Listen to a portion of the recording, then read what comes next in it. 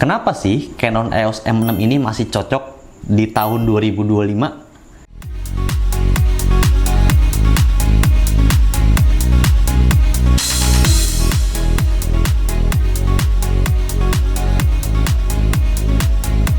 Oh iya, dan gue mau ngingetin juga buat kalian yang kalau lagi nyari dokumentasi, fotografer, videografer buat acara kalian, entah itu ulang tahun, prewedding, wisuda, ataupun weddingnya, ataupun Sweet 17 juga bisa hubungin kami untuk nomor ada di deskripsi.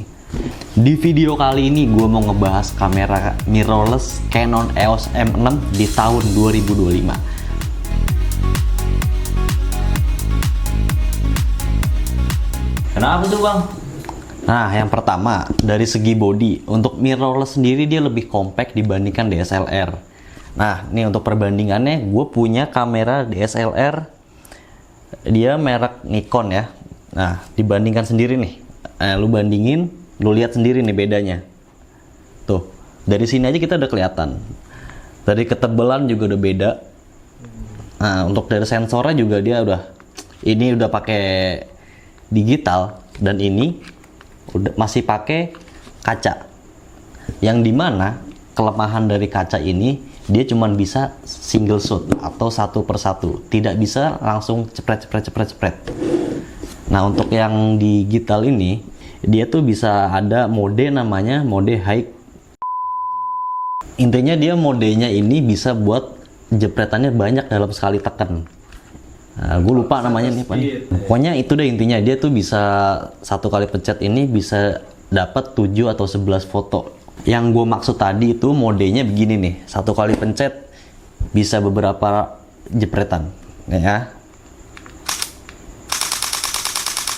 Nah, jadi begitu. Nah, untuk DSLR dia tuh nggak bisa karena sensornya dia masih pakai kaca.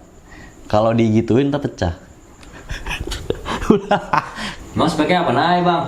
Nah, untuk speknya sendiri ini sih udah dilengkapi 24 megapiksel dengan baterai berkapasitas 1040 mAh yang diklaim bisa tahan 30 menit dalam perekaman Full HD.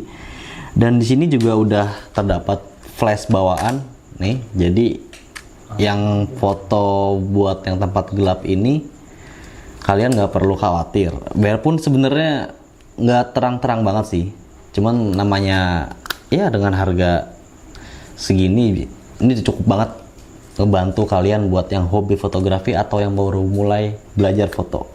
Lah bang, itu kan kamera tua. Nah, yang begini nih, emang bener sih ini kamera tua, tapi dengan budget lo yang segitu ini udah cukup worth it banget loh.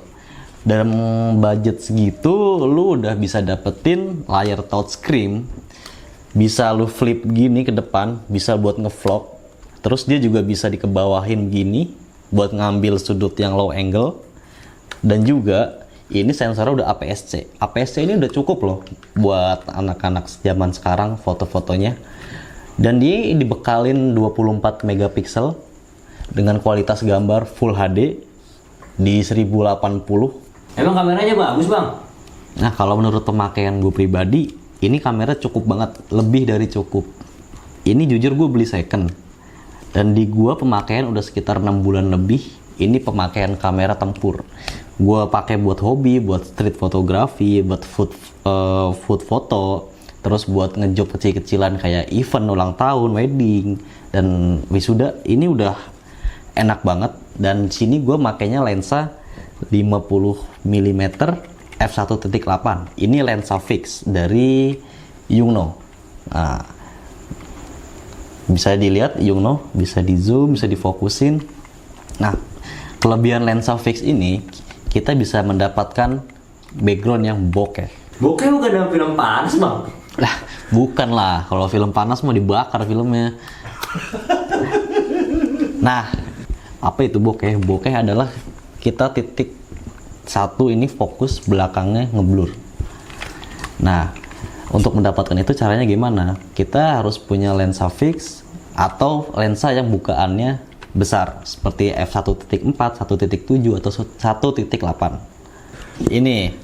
Ini kan gue pakai lensa fix 50 mm dari Yongnuo ya.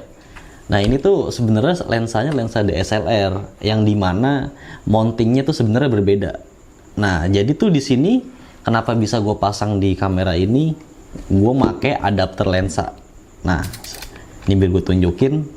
Nah ini adapter lensa dari merek Omlight. Kayak gini, kelihatan nggak nih? Bisa di zoom kameramen. Nah, oke, jadi fungsinya ini buat nyambungin mounting DSLR ke mounting IFM atau IF to IFM. Karena ini kita makainya IFM dan lensanya IF, jadi kita harus punya penghubungnya, yaitu adapter. Tanpa ini kalian tuh nggak bisa masangin lensa begitu aja nih, karena beda tuh, kelihatan nggak? Beda, dari diameternya sama, jadi nggak bisa, nggak masuk gitu. Nah kalau kalian pengen yang hasilnya lebih bagus lagi, gue punya rekomendasi lensa nih, tapi tergantung budget semua ya. Rekomendasi lensa yang cocok apa bang? Nah untuk kalau ditanya rekomendasi lensa yang cocok, sebenarnya balik lagi ke buat kebutuhan lu pada sih. Kalau lu suka foto yang bokeh, foto-foto yang background yang ngeblur, itu lensa fix cocok banget. Mulai dari 35 mili, 22 mili, ataupun 50 mili dan seatasnya. Nah untuk lu yang suka foto-foto street fotografi, itu gua saranin lensanya pakai lensa manual. Jadi lu bisa nyeting fokus dan bukaan lensanya tuh dari lensa langsung. Nah, sayangnya di sini gue nggak punya lensa manual ya, jadi nanti kalian bisa cari sendiri di internet untuk gambarnya. Dan untuk kalau ditanya kebutuhan buat kayak sport fotografi, itu kita rekomendasi lensa zoom atau lensa tele dengan bukaan aperturnya yang cukup lebar seperti 1.7, yaitu harus anjing. Lensa tele itu adalah lensanya panjang nih bentuknya nih, cuman sayangnya gue nggak punya karena itu harganya mahal kan. Biasanya lensa sport ini dari focal length-nya itu dari 50 mm, di zoom bisa sampai 200 mm atau lebih dengan background yang blur. Itu cocok banget buat fotografi ataupun foto alam, kayak foto-foto burung di hutan dan di gunung gitu, cocok banget tuh. Nah untuk kalau foto produk kayak foto makanan, foto barang, itu gue saranin sih sama kayak lensa street photographer itu, pakai lensa manual. Mana bang buktinya kalau bagus? Nah untuk buktinya nih, gue punya beberapa hasil jepretan dari kamera Canon EOS-M6 ini dan lensa fix 50 mm.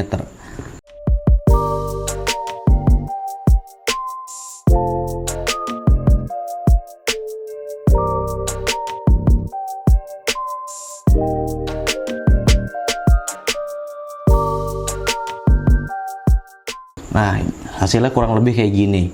Ini hasil tanpa gue edit, jadi ini bener-bener pure natural dari kameranya dan lensanya langsung. Ini karena lensanya lensa low budget, jadi ya ini udah cukup banget sih sebenarnya. Kalau kalian punya budget lebih, kalian bisa beli lensa yang lebih mahal dan itu pasti hasilnya bakal lebih bagus lagi. Emang tahun sekarang berapa harganya bang? Nah untuk tahun sekarang harganya sih sebenarnya untuk barang barunya nggak ada ya. Biarpun ada paling tinggal stok lama di toko. Karena ini kamera keluaran 2017 dan yang dulu harga pertama keluar tuh sekitar 7.500.000-an lah, pokoknya di atas 7 juta. Nah, kebetulan ini gue beli second waktu itu dari 2024. Berarti udah berapa tahun tuh? Sekitar 7 atau 8 tahunan lah dari launching kamera ini. Ini kan 2017, sekarang 2025. Ya kurang lebih 7 atau 8 tahun bener. Nah harganya tuh kemarin gue dapat di second ini di marketplace sekitar 5 jutaan ke atas lah, lebih dikit lah, nggak nyampe 6.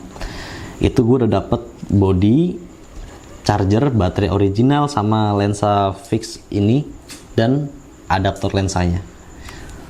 Nah untuk range harga di tahun 2025 ini untuk harga secondnya sekarang udah turun nih. Dari kemarin kan gue beli tahun 2024 sekitar 5 jutaan, sekarang udah jadi 4.500.000-an, bisa naik bisa turun tergantung penjualnya. Semua tergantung penjual dan kondisi barang masing-masing. Nah, ini kelebihan satu lagi nih tadi ketinggalan. Nah, untuk kamera Canon ini tergolong kamera yang user friendly. Jadi buat pemula-pemula atau kalian yang baru mau belajar ataupun yang baru pertama kali mau beli kamera, pilihannya cocok banget Canon. Karena Canon dia tombolnya ringkas, gampang dipelajarin, gampang dimengerti. Nggak kayak hatinya dia yang susah banget dimengerti ya. Kalian lebih mending belajar kamera aja. Ini udah bisa bikin hati lu seneng. Kelebihannya mulu bang, kekurangannya mana bang? Nah, sekarang kita bahas kekurangan nih. Nah, kekurangan kalau dari menurut gua, yang pertama kekurangannya ada di layar. Kenapa layar? Karena layarnya cuma bisa di flip ke atas aja, begini nih buat ngevlog.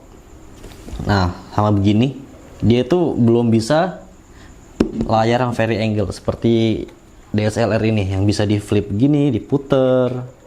No. Tuh. Nah, kalau ini cuman bisa di flip ke atas dan ke bawah aja gitu. Nah, untuk kekurangan yang kedua, ini nggak punya electronic viewfinder. Apa itu electronic viewfinder? Electronic viewfinder adalah suatu teropong bidik atau optik yang terletak di atas bodi kameranya kayak gini nih. Nah, fungsinya adalah dia bisa melihat suatu objek dengan real seperti kita melihat pakai mata sendiri tanpa harus menggunakan layar. Itu keunggulan viewfinder. Nah, cara ngapakainya itu begini nih. Begini, kita bisa begini. Itu lebih keren banget sih, kayak orang fotografer parah sih.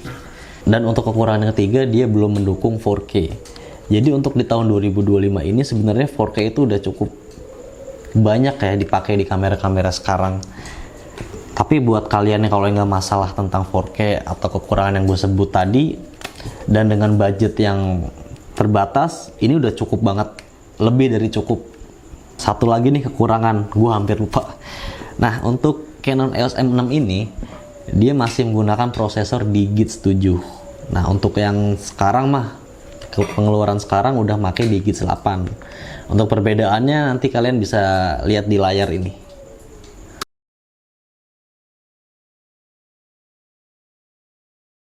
Oke, sekian dari gua Pandi, dan di belakang layar ada Adit, ada Kucen. Sekian dan bye.